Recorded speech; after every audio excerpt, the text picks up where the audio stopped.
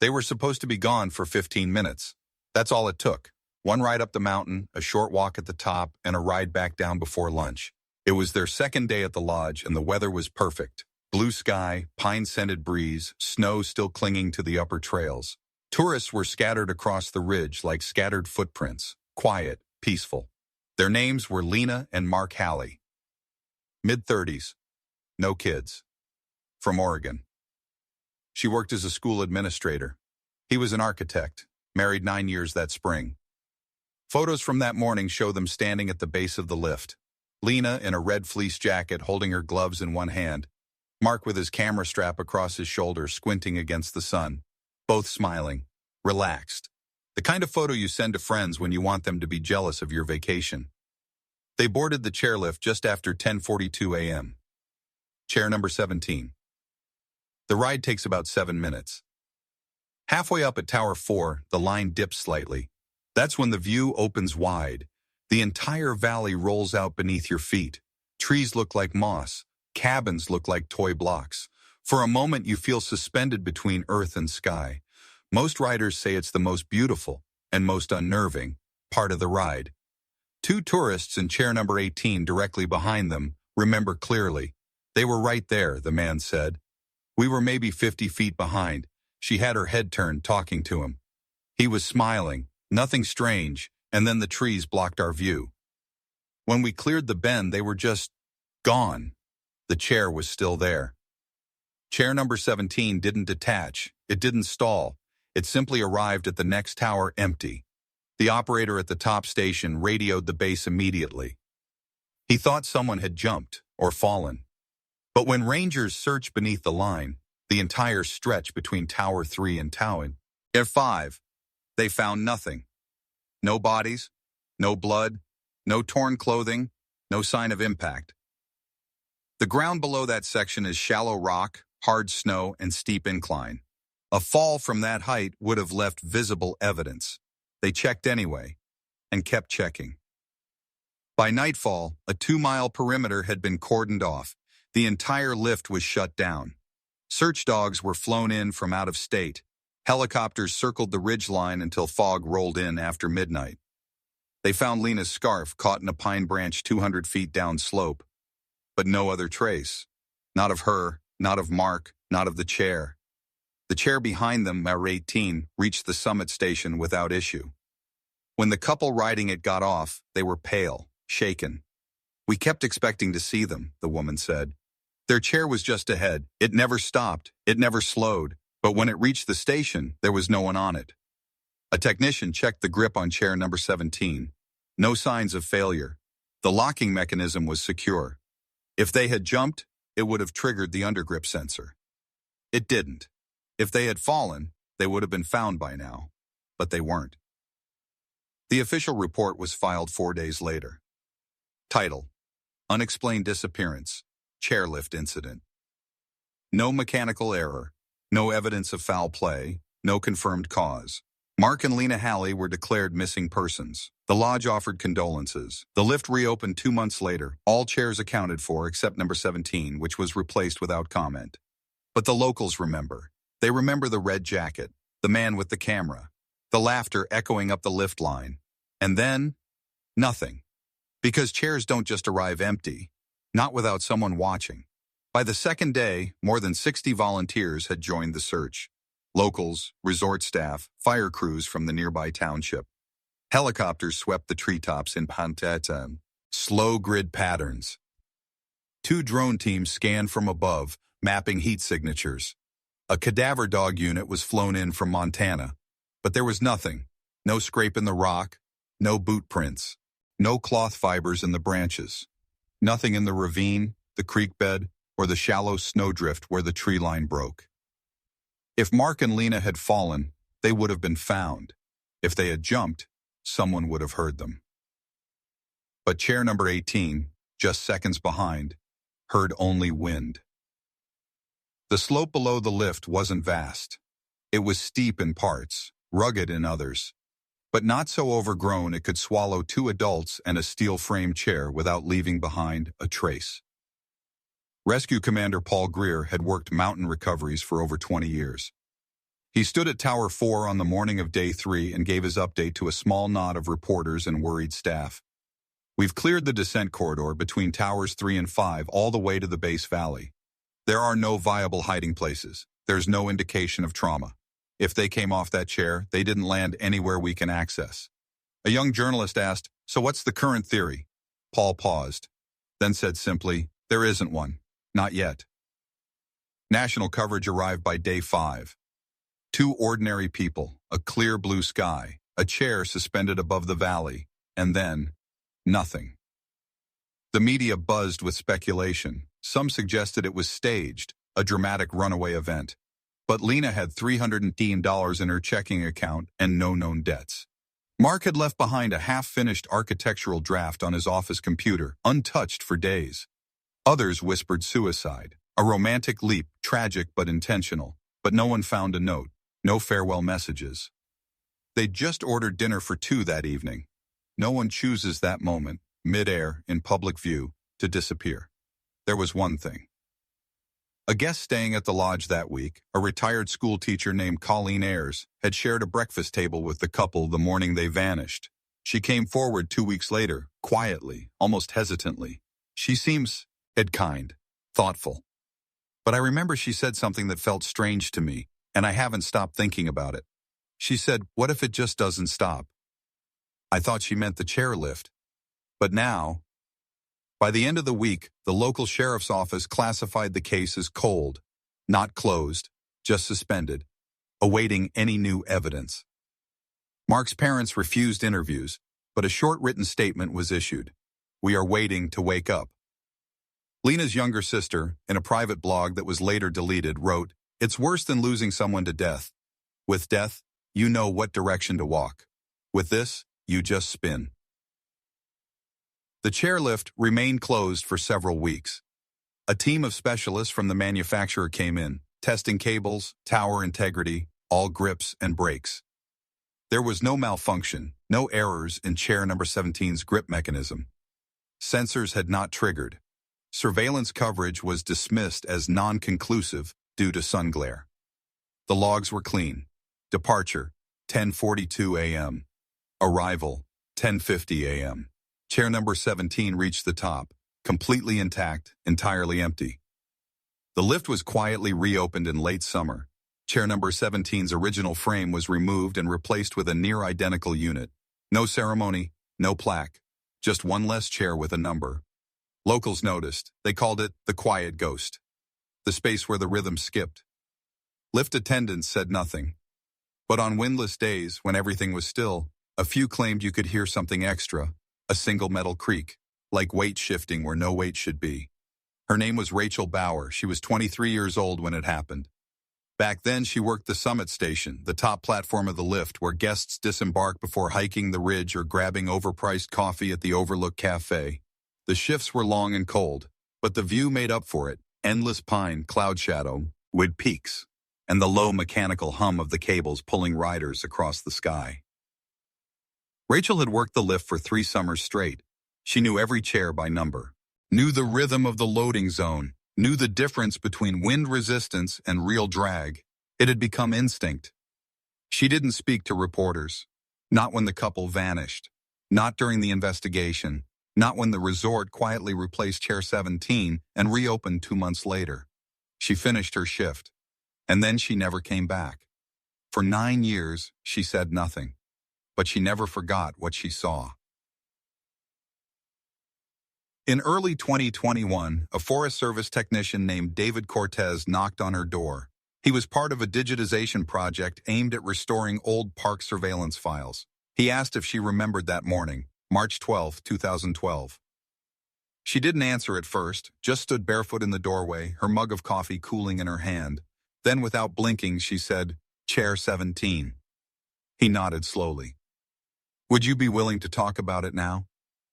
She didn't invite him in, but she agreed to meet the next day. They met at a wooden picnic table near the ranger station. Rachel brought a thin folder with her. She placed it flat on the table and opened it without a word. Inside was a single page, her personal log sheet from that day. Most lift operators threw them out after a season. She didn't know why she kept it. Maybe part of her always knew she'd need it. It showed her usual entries: wind speed, brake check, backup battery charge. But halfway down, just beneath the 10:30 a.m. mark, there was one irregular note: 10:49 a.m. Console delay. Chair number is 17 skipped. Reset triggered. She tapped the line with her index finger. That's when I knew something was wrong. She explained the system. Each chair had its own RFID sensor and pressure gauge. As it neared the summit, her monitor would flash green. It would register expected weight changes and give her an audio ping, confirming a safe arrival. But chair number 17 never pinged. The screen blinked, then skipped direct. Light to chair number 18. She thought it was a tech error. She reset the console. Still nothing. When chair number 17 physically arrived at the top, empty, she froze. She thought she'd missed them. Maybe they'd jumped. Maybe something broke. She radioed the base. They confirmed chair number 17 had departed on schedule, but no one had gotten off.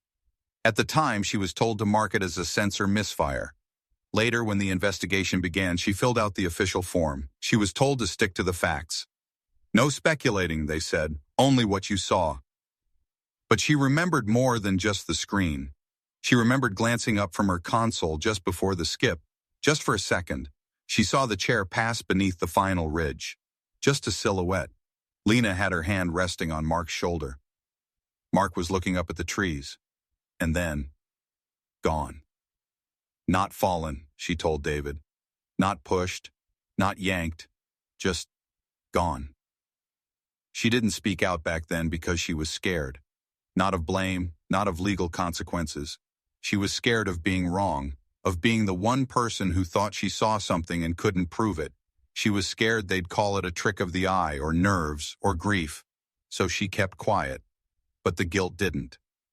Before leaving, she told David something she hadn't written in any report. There was a sound I didn't log. He looked up. What kind of sound? Like a hum. Just for a moment, not wind, not static, something tight, pressurized, like the cable was breathing. She looked out at the trees beyond the ranger station. They swayed gently, whispering through the afternoon light. And then it was gone. And so were they. Most people assumed the footage had already been reviewed. The resort had cameras mounted at every tower in both stations. Not high-tech, not even high definition, but enough to track passenger flow and timestamp every churn. Air. In 2012, those cameras recorded directly to tape. Grainy, grayscale, time-coded footage stored in labeled boxes. After the Halley disappearance, authorities had pulled the tapes. They watched the departure. They watched the arrival. They reviewed the angles from Tower 3 and Tower 5. They noted chair number 17 leaving with 2 passengers and returning with none. No signs of malfunction, no visible panic, and no frame showing what happened in between. Then they stopped looking. The case was cold, the tapes were boxed, and they were placed in a small archive room inside the old ranger station, beside a stack of forgotten lift manuals and fire maps from the 1980s. They sat untouched for nearly a decade. In early 2021, a new preservation initiative began. The Forest Service, responding to wildfires, launched a mass digitization of all surveillance materials for remote facilities. Dozens of tapes were pulled and converted, including the Halley footage. The tapes were reviewed not for evidence, but for indexing. Most weren't even watched all the way through. But a technician named Troy paused during the Chair 17 log. He wasn't old enough to remember the original incident, but he'd heard pieces of it from staff who spoke about it like a ghost story. He watched the departure at the base. Mark and Lena, clear as day.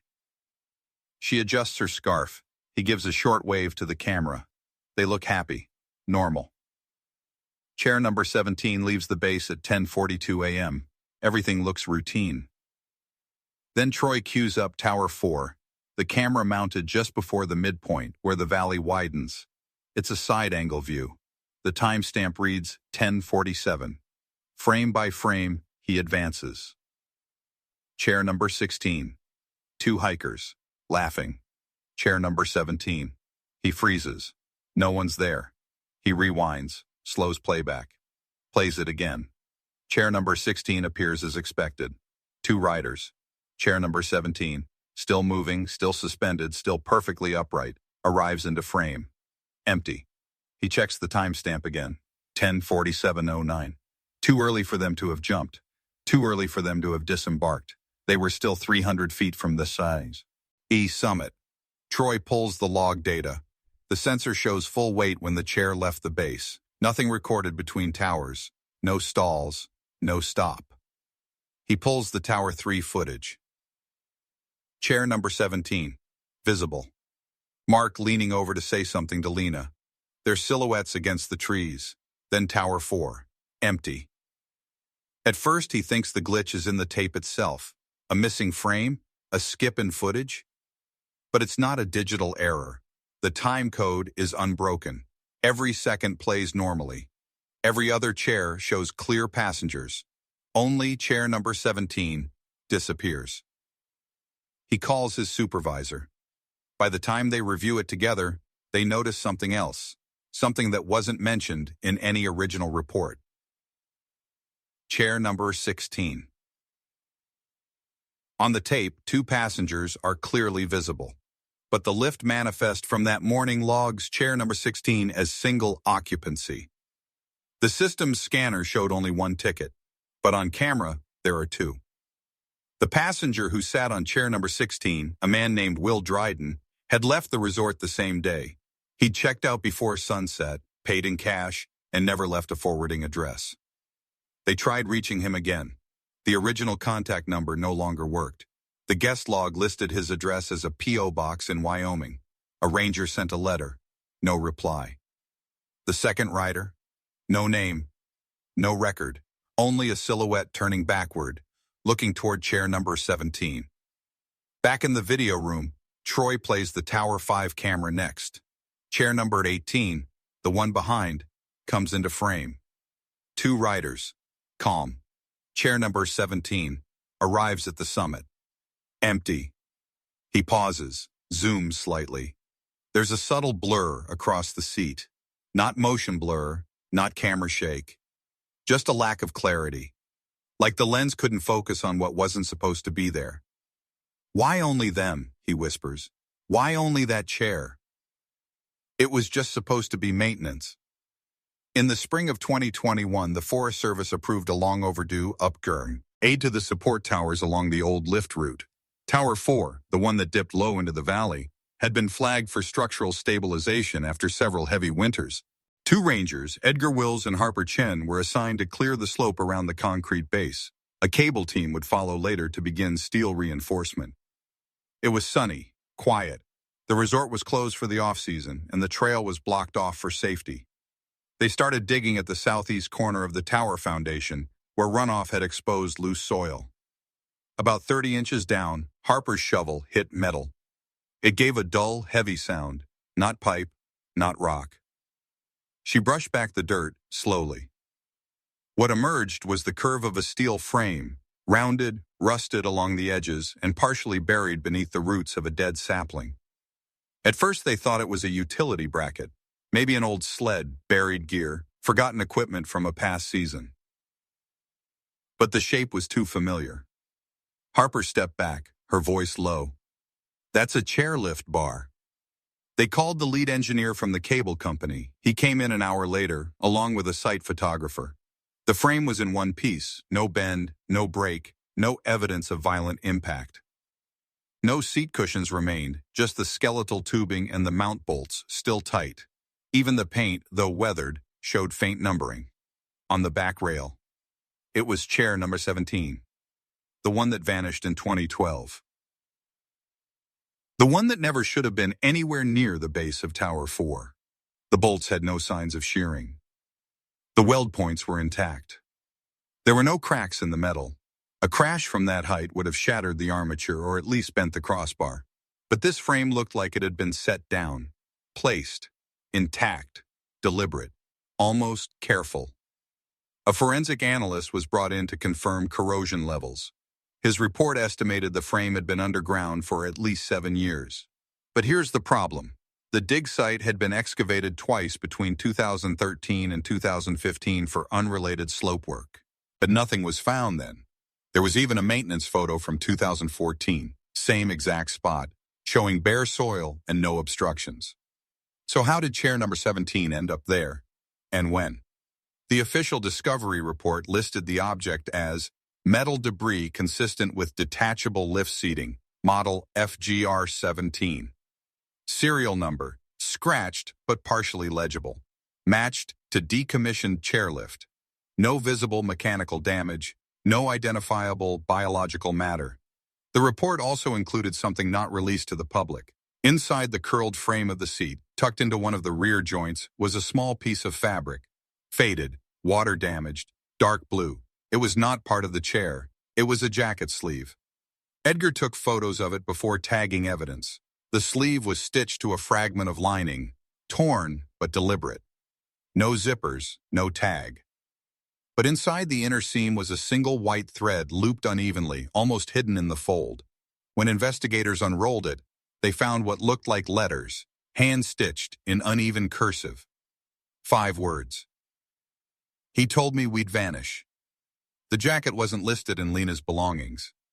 Mark had never owned anything Navy, but the handwriting in the thread, jagged and hesitant, bore strong resemblance to Lena's journal entries, according to her sister. And there were no sewing kits in their luggage. Where she stitched that message, or when, no one knew. But somehow, her words made it into the dirt, inside the frame of a chair they never saw land. The chair was removed from the dig site under full cover, placed in storage, cataloged, then sealed. It remains in evidence custody, unbroken, unexplained, buried once, unburied again, like it wanted to be found. When the fabric was first analyzed, they didn't know what to make of it. The sleeve fragment recovered from chair number 17's frame was water-damaged, but intact enough to taste. Sign. It belonged to a woman's size medium, late winter style, navy blue with soft lining. The fabric was cheap, the kind you'd find in a tourist shop or discount outlet. It had no label, no zipper, no manufacturer mark. But it did have stitching. Someone, likely by hand, had sewn a single sentence inside the lining, just above the seam. The thread was white, uneven, slightly frayed from age and soil. 5 words, not even properly aligned. He told me we'd vanish. For days, the investigative team debated what it meant. Was it a message, a warning, a journal entry sewn into cloth? More important, who wrote it? There was no forensic DNA on the fabric. The water damage had wiped most biological markers. But there was another clue. Lena Halley's sister, Carrie, had kept several of Lena's old notebooks. Inside them were recipe ideas, to-do lists, trip notes, and on nearly every page, handwriting samples. When investigators showed her the stitching, Carrie said it almost instantly. That's her. It wasn't the words. It was the shape of the letters. The way the E dipped almost like a backwards 3, the slanted curve of the H, the overly long tail on her lowercase d. Carrie didn't even cry when she saw it. She just nodded.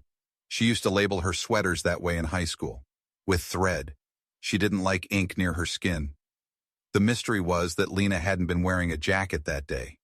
Photos taken at the base lift, confirmed to be less than 10 minutes before the disappearance, showed her in a red fleece zip-up, lightweight, open collar. No navy layer, no blue lining visible. They even double-checked her luggage, recovered from the lodge after the search. No sign of that jacket. Not packed, not worn, not left behind. So where did it come from? And how did it end up inside the chair's frame? One theory emerged, soft, unspoken, and deeply disturbing, that the jacket was stitched after the couple vanished. That Lena, somewhere, for some time, was still alive and able to sew. But that couldn't be. Could it? A forensic textile expert tried to answer the question. She studied the fibers and soil saturation inside the seams. Her conclusion, the jacket had not been underground more than 4 years, possibly 3. Yet Lena and Mark disappeared 9 years ago. The dates didn't match. The timeline broke, unless the jacket hadn't been buried with the chair, but placed with it years later. Someone asked the question no one wanted to hear aloud. Did someone bury the chair? The lift tech who handled the recovery shook his head. The bolts were untouched. The mount was sealed. That chair hadn't been moved, not by people, not recently. So what was left? A chair that vanished. A couple that never reappeared. A jacket that shouldn't exist. And a message no one could explain. One ranger, reviewing the evidence notes, whispered a different theory. It's like she never left the chair, like a part of her stayed folded into it, and it surfaced when it was ready. No one laughed. No one disagreed. That night, Carrie went home and opened Lena's old journal again. On a torn page near the back, one she hadn't noticed before, were 5 scribbled lines. Not a poem, not a diary entry, just a set of repeated words. He told me we'd vanish. He told me we'd vanish. He told me we'd... The last line cut off. There was a thread still stuck in the crease. Carrie didn't touch it. The lift reopened briefly in late summer of 2021. Not to the public, not yet. Just a systems check, a private test. One last ride before the tower upgrades were finalized. Rachel Bauer hadn't been there in 9 years, not since the day Chair 17 arrived empty, not since she filed her final report and walked away from the job she'd once loved. But when the Forest Service called and offered her the option to ride again, just once, just for closure, she said yes. She didn't tell anyone. Didn't pack anything. Just drove up alone in the early morning and waited near the base station, watching the mist rise off the slope like breath from the trees. The chairlift technician didn't recognize her. He asked if she wanted gloves or a harness. She shook her head. I'll ride as is, same as before. They loaded her into chair number 15, 2 chairs ahead of the gap. Chair number 16, the one with the manifest error, had been replaced, renumbered. Chair number 17 remained missing. Never rebuilt, never acknowledged. In the system, the sequence skipped from 16 to 18. A quiet space between numbers. A mechanical pause no one dared fix. The cable pulled her gently into the air. Up past the base pines, past the sound of boots on gravel, past the noise of trucks and tools and asphalt. Into silence. The chairs swung lightly in the wind, the steel arms creaking faintly against tension. She looked down. The valley was just as she remembered, unchanged and uncaring. Tower 3 passed below her. Then Tower 4, where it happened, where the glitch began, where in her words the console breathed once. She held the side rail tightly, her fingers numb. Chair 17 had passed this spot with 2 people, then arrived without them. And for years, no one had asked what happened in between. As she crossed over the same span, she leaned slightly forward and whispered, "Where did you go?" There was no answer, just wind. And the steady hum of cables moving forward. But she felt something. Not a voice, not a presence, just a weight shift in the air. Like the chair suddenly carried more than her, or less. At the summit station, she didn't get off immediately. She sat for a moment, letting the chair rock gently in place. She looked to her right, to the place the couple would have sat if they had made it all the way. The seat beside her was empty. Of course it was. But the way the light fell, low and gold, made it look like someone had just stood up. The technician cleared his throat over the speaker. "Miss Bauer? You're good to unload." She nodded and stepped off. She didn't turn around, didn't take a photo, didn't look down the mountain. She just walked into the lodge, left her waiver on the front desk, and disappeared out the back exit. That was the last time the chairlift was tested before being reopened. And it was the last time Rachel ever returned to the mountain. She moved 3 months later, left no forwarding address, gave away her winter gear, deleted her trail maps, and she never told anyone about the second whisper she heard before reaching the top. "Don't follow." A final report from the Mountain Safety Board was filed the same month. The conclusion read, "No signs of mechanical failure, no evidence of sabotage, no recorded weight discrepancy. Cable functioned within expected parameters. No actionable error located." The file was labeled Unresolved Incident Number 17. They left the number in the report, but not on the lift. Chair 17 no longer existed, but no one ever dared renumber it.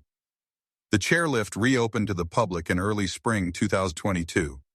No press release, no ribbon cutting, just a quiet update on the resort website.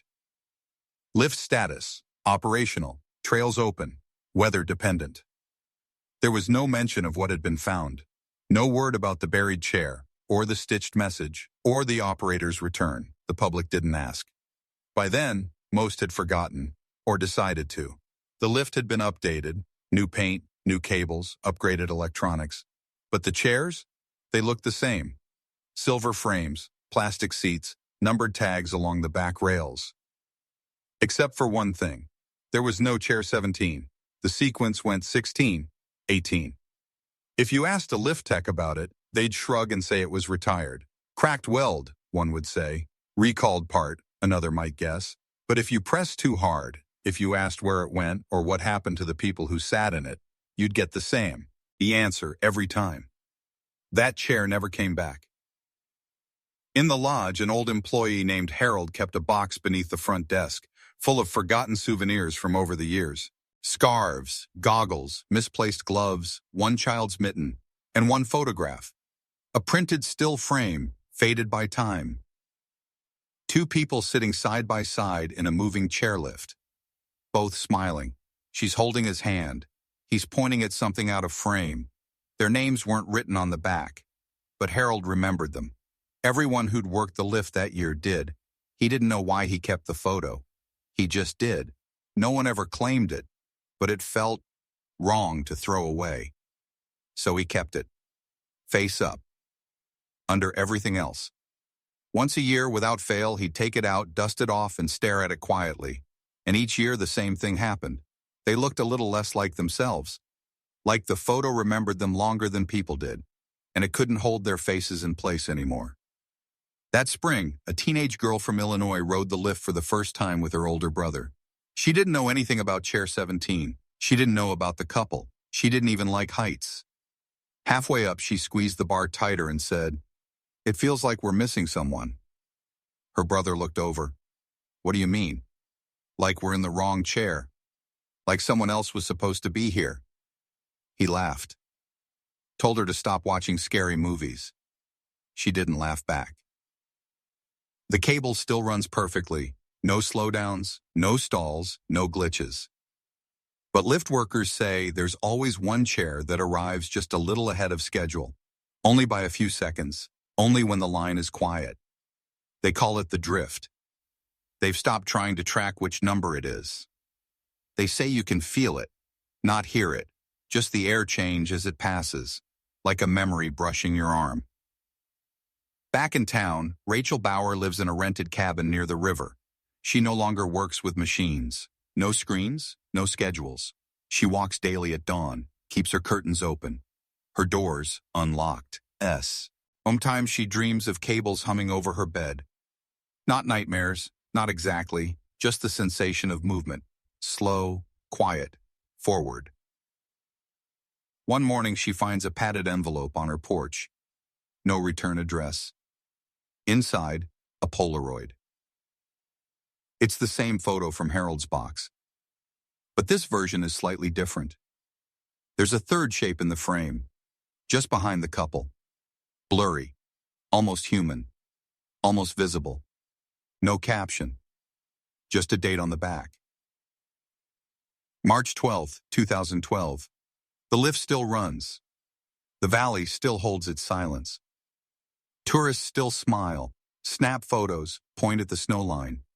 And no one asks about the chair that's missing. Because deep down they already know.